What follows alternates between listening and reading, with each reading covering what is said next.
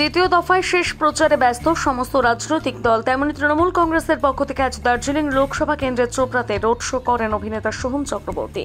দার্জিলিং লোকসভা কেন্দ্রের চোপড়ার বিধানসভার কাঁচাকালী এলাকায় হুট খোলা গাড়িতে চেপে ভোট প্রচার করলেন অভিনেতা। আজ কাঁচাকালী এলাকার কালী মন্দিরে পুজো দিয়ে প্রচার শুরু করেন সোহম চক্রবর্তী। জনজোয়ার বলছে, মানুষের উচ্ছ্বাস, মানুষের আশীর্বাদ বলছে। হ্যাঁ, আমাদের অসাধারণ লাগলো, কারণ এইভাবেই তো তৃণমূল কংগ্রেসের প্রতি যে মানুষের আস্থা, তার তো বিসর্জন সেটা ফুলস্বরূপ পড়ছে সবার ওপর। ঠিক আছে, তো সুতরাং দার্জিলিং লোকসভা কেন্দ্রের প্রার্থী বিশাল ভোটে লক্ষাধিকের ওপর ভোট নিয়ে জিতবে। জনজোয়ার, জনসমুদ্র, মানুষ মমতা বন্দ্যোপাধ্যায়ের উন্নয়নে রাস্তায় বেরিয়ে পড়েছে, দুহাত তুলে আশীর্বাদ করছেন।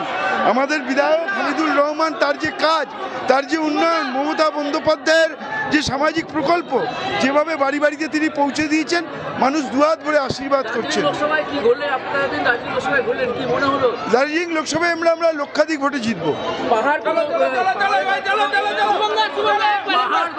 কোনো জায়গায় কিছু নেই, সব জায়গায় তৃণমূল কংগ্রেস জিতবে।